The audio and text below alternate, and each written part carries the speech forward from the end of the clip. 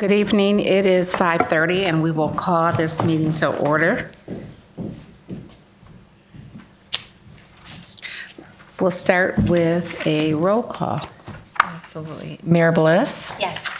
Mr. Cuevas? Present. Mr. DeYoung? Present. Mr. Faber? Here. Dr. Gorman? Present. Ms. Grant? Present. Mr. Huizenga? Here. Mr. McComb? Present. Ms. Seeger? Here. Ms. Pugh Walters? Here. And Chair Weatherall Neal. Present. Thank you. I'd like to ask for approval of the agenda. Move. Support. All right. I'll take the roll. Ms. Bliss, or Mayor Bliss? Yes. Mr. Cuevas? Yes. Mr. DeYoung? Yes. Mr. Faber? Yes. Dr. Gorman? Yes. Ms. Grant? Yes. Mr. Huizenga? Yes. Mr. McComb? Yes. Ms. Seeger? Yes. Ms. Pugh Walters? Yes. And Chair Weatherall Neal. Yes. If I can have a motion to have approval of the minutes from our January 13th meeting, please. Move. So moved. Support. All right. Mayor Bliss? Yes. Mr. Cuevas? Yes. Mr. DeYoung? Yes. Mr. Faber? Yes. Dr. Gorman? Yes. Ms. Grant? Yes. Mr. Huizenga? Yes. Mr. McComb? Yes. Ms. Seeger? Yes. Ms. Pugh Walters? Yes. And Chair Weatherall Neal. Yes. And staying with the board policy, I would like to ask if there are any public comments. Seeing there are none, we will move to discussion items, and I will turn it over to Josh. Thank you. So on February 5th, we received our official approval from the Michigan Treasury of our development plan. In your packet, you have the letter that we received from the Michigan Treasury, as well as the final version of the development plan with the resolution that the board passed as an attachment at the end. So the approval of the development plan is kind of the final step in establishing the Promise Zone Scholarship, now it does set the tax base for the SET for 2019, as long as the Promise Zone awards its first scholarship in 2020 and funds the next 2 years from other means other than tax capture. And so we fulfill those requirements, then our capture will be released and we'll be able to get those funds for the scholarships moving forward. So. Awesome. Awesome. Any questions? Seeing there are none, I would then like to ask for an update from Grand Rapids Community College.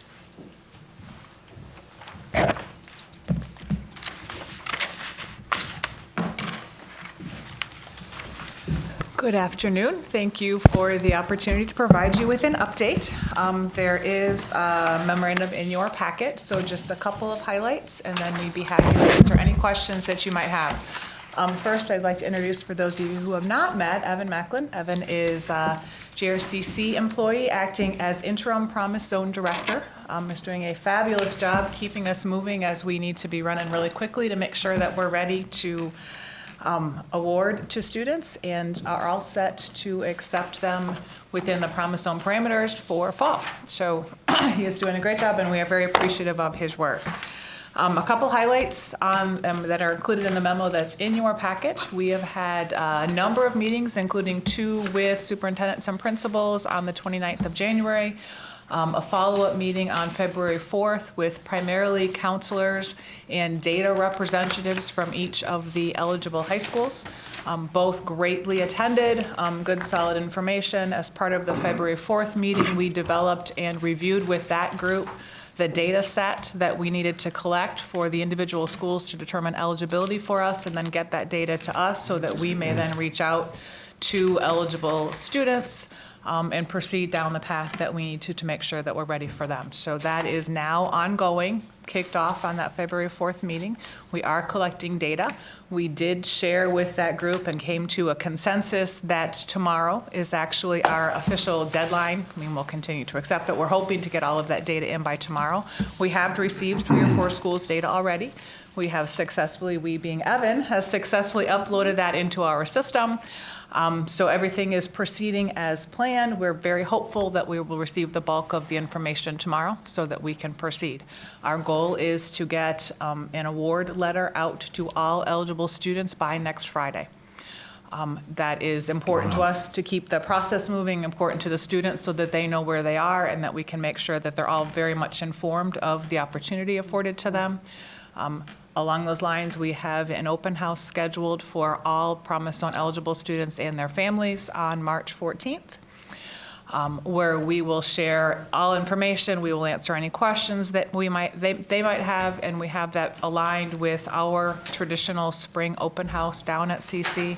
So those families and students can come to the Promise Zone open house and then move right over to the college-wide open house, where we'll have all departments represented, students, clubs, and orgs represented, and a number of other services on campus so that students can see everything that they have access to. Also included, we've done a number of FAFSA nights. We've done 2 already? One already? One so far. One so far. We have 3 additional ones scheduled, and then we'll continue to schedule as needed. So that work is moving forward, as well as FAFSA, or the federal application for financial aid, is very important for students to get moving on so that we can move forward with awarding and eligibility process. And then finally, the only other thing I think that Josh handed out, slide paper that looks like this, one of the things that we owed you as a board and will be important to students and families as we move forward towards that March 14th date and just general information sharing is, in addition to the credit programs, you as a board had asked for some of our non-credit programs that led to a certificate, industry recognized certificate, an opportunity to go directly into the workforce, for those to be eligible as well. So we have listed those programs here, have converted them based on the financial cost to the equivalent credit hours to align with the 60 credit hour cap that you have established, and then set the criteria on the bottom there that you can see. So as new programs over the next X number of years become available, we'll have a sense of which might fall into this eligibility set. With that, we would be happy to answer any questions that you might have. Have you identified any processes for those families that are not eligible for FAFSA? What's their application process going to be? We have, and have had some significant conversations with the high schools that attended, particularly that data meeting on February 4th. Clearly, the financial aid form, or the FAFSA, is part of your eligibility criteria. We are working with schools if they are comfortable, and in many cases they're not, so we're being very sensitive of that. If they're comfortable in sharing information with us, we are certainly recording that. And thus would move forward and not require the FAFSA from those students. If they are not comfortable, part of our process with all eligible students will be to monitor their FAFSA completion. We can see within the system when they've done that. And for students that haven't done it, we will, through our director, follow up individually with students. And if we come across the situation where with that individual one-on-one follow-up, you haven't done it and the student reveals that they can't because they're a DACA student or an undocumented student, we'll work with that student one-on-one to verify and then just bypass that step. And the other piece of information that's important here is the students will be working with school counselors. And so they're very familiar, our counselors, each individual district. Your counselors are very familiar with which student may need help. So I'm curious, in looking at this list, what other programs are available that don't meet this criteria? Primarily shorter duration certificates. We have a number of certificates that might be weeks in length that aren't necessarily an industry recognized credential, but perhaps more of a shorter term certificate. Okay. All right. So this captures the bulk of The bulk of the industry recognized credentialing programs that would lead to a student being able to go right out with a certificate in their hand and into the workforce. Okay. Thank you. I have one more question. Yes. So for these last 2, where it's a quarter of the Promise Zone allocation, are there going to be? Are we going to do an eighth if they've been in the high school for half the time? I know we have parameters around students that if they started freshman year, they get the full benefit? Oh, if they're only 50% eligible? If we're working through that and have some of that to bring back to you. I think our interpretation of your 50% categorization of that would be that they would be eligible for up to half of the cost of that program, and the student would need to contribute 50% of that cost. However, we're still working on that and need to bring that to you. We're interpreting right now. Have the schools themselves received a copy of the award letter that you are planning to send, just so that they have an awareness of what will these students be receiving? They have not yet, primarily because we don't have the data in from most of the schools. Again, we'll hope to get that tomorrow, by the end of the day tomorrow, we hope. We have a draft letter that we're working on finalizing. We will absolutely get those out to the schools in advance of next Friday, when we hope to release it if all goes according to schedule.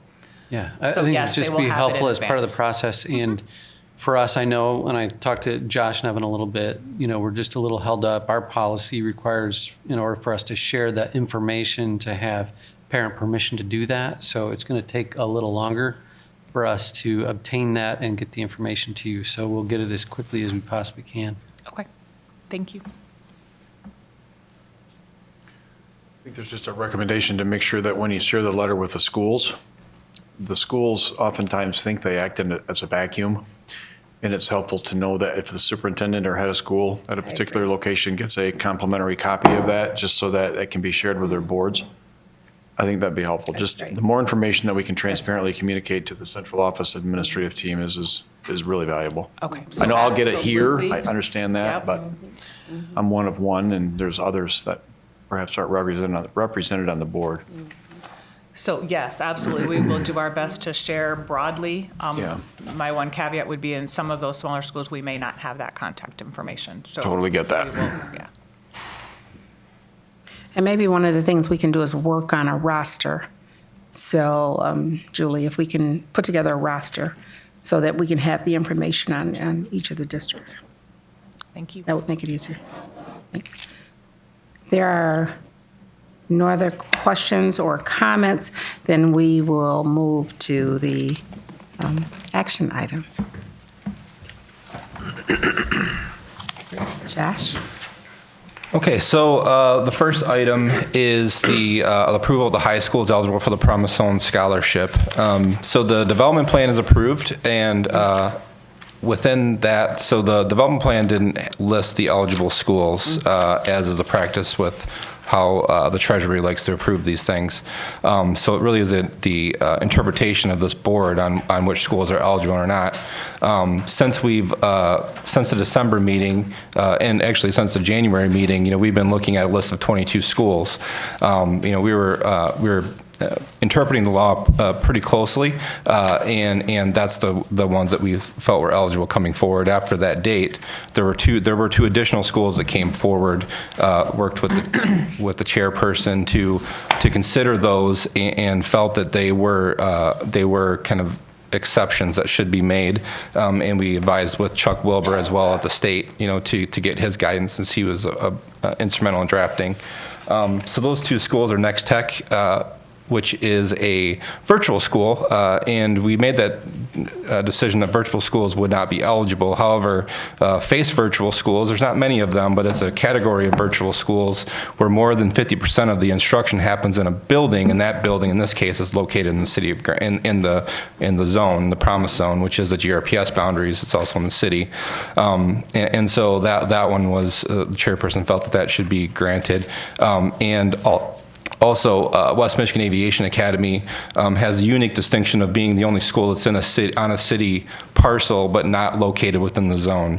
And so, again, felt that was an exception in the spirit of the law, as Chuck put it, should be considered. In all of those cases, it's still the residency requirement is in place, so it's only the students that live within the boundaries of the GRPS boundaries, the Promise Zone boundaries, that would still get the scholarship. So with that, we're looking for approval, and this is going to be approval for all the 24 schools, kind of official certification of the board deems that these schools are all eligible under the development plan. Thank you, Josh. I am looking for a motion to approve the list of schools. Madam Approval. Chairperson, I do have one question before, Okay. and that is, what happens when we have a Potter's House that decides to flip their high school and their elementary school, or other high schools that To potentially? move inside the zone when you say flip, is that what you're saying? Yeah. And then we would have to bring it back because the law is very clear. And so if they build a school within the Grand Rapids property, then we would have to come back again. I move approval. Support? All right. Mayor Bliss, Yes. Mr. Cuevas, Yes. Mr. DeYoung, Yes. Mr. Faber, Yes. Dr. Gorman, Yes. Ms. Grant, Yes. Mr. Heisinger, Yes. Mr. McComb, Yes. Ms. Seeger, Yes. Ms. Pugh Walters, yes, and Chair Weatherall Neal. Yes. Thank you. I'd like to move to the second thing, which is the approval of the Grand Rapids Community College Scholarship Administration, the MOU. Yes. So as we discussed at the last board meeting, GRCC was asked if they would be willing to administer the scholarship on behalf of this board, and they agreed. And so you've heard of the great work that they've already been doing, and we would not be where we're at without GRCC's support, for sure. But now moving forward, they are looking at adding a permanent Promise Zone director who would take 100% of responsibility of administering the scholarship. The duties are laid out in the MOU that you have in your packet. It very closely mirrors the job description of that position, although the support does extend beyond that position. As Lisa's office, they provide a lot of support in answering phones and answering emails, so that does extend beyond that position. So the cost of that on an annual basis starts at $100,000 and increases annually at 3%. And this is a 3-year contract that's being proposed. Thank you. I'm looking for a motion for approval. I'll move. Support. support, Mayor Bliss, Yes. Mr. Cuevas, Yes. Mr. DeYoung, Yes. Mr. Faber, Yes. Dr. Gorman, Yes. Ms. Grant, Yes. Mr. Heisinger, Yes. Mr. McComb, Yes. Ms. Seeger, Yes. Ms. Pugh Walters, yes, and Chair Weatherall Neal. Yes. Thank you. And the final thing we have here is approval of the Grand Rapids Community College Foundation Fiduciary Memo of Understanding. So Emma, you again. So similarly, the GRCC Foundation was asked if they'd be willing to be the fiduciary for philanthropic funds that are raised toward the goal that's needed to meet the requirements for the first 2 years and a little bit beyond based on our projections. And so the memorandum of understanding you have here lays out that relationship. They would take in the funds, they would disperse them as deemed by both donor intent and under the guidance of this board, in alignment with the development plan. So for that, they would be taking 2.25% of the funds that are deposited into the foundation for that purpose. So yeah, that's the. Which is less than an indirect cost. So again, I would ask for a motion to approve. So moved. Support. Thank you. Mayor Bliss, Yes. Mr. Cuevas, Yes. Mr. DeYoung, Yes. Mr. Faber, Yes. Dr. Gorman, Yes. Ms. Grant, Yes. Mr. Heisinger, Yes. Mr. McComb, Yes. Ms. Seeger, Yes. Ms. Pugh Walters, yes, and Chair Weatherall Neal. Yes. Thank you, Josh. At this time, again, I will ask for public comment. Seeing there are none, we will move forward. Board member comments, and I would like to start with Ms. Diana Seeger. Good work. Mr. McComb? Thank you. Exciting. Good. No comment. Nothing to add. Thank you. Nothing, thanks. No comment. I'm just going to add my thanks to all the hard work and how quickly you have moved to get us to where we are today. So thanks. Excited. Congratulations. Thank you for your support. Kate, any final comments? I can't hear you. She said no. She say no? Okay. All right, thank you. And for me, I would like to just say thank you to everyone. This is a heavy lift, and I love the fact that we were all able to come together on behalf of children in Grand Rapids. And just really pleased for CC. I'm not kidding. You guys have just been awesome partners. And so if you will give my thanks to Dr. Bill Pink and the board. Thank you. Meeting adjourned.